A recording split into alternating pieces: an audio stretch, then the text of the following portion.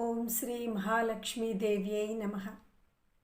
శుభోదయం, శుభ శుక్రవారం.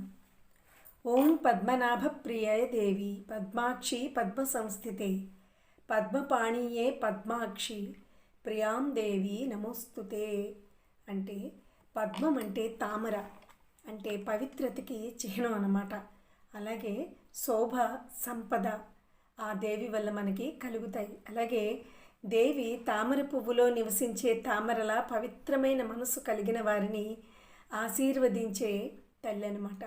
అమ్మ, నీవు శ్రీమన్నారాయణుడికి ప్రియమైన దానవు, అలాగే శాంతి సంపదలకు మూలమైన దానివి.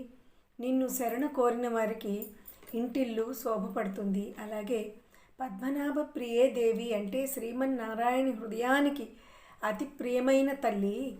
మన హృదయం కూడా తామర పువ్వులా స్వచ్ఛంగా ఉంటే దేవి కరుణ మన జీవితంలో నిశ్శబ్దంగా అయినా సరే కానీ గట్టిగా, అంటే బాగా ప్రసరిస్తుంది. ఆమె కరుణా కటాక్షాలతో మనందరి కుటుంబాలు కూడా విలసిల్లాలని మనస్ఫూర్తిగా కోరుకుంటున్నాను. శుభోదయం.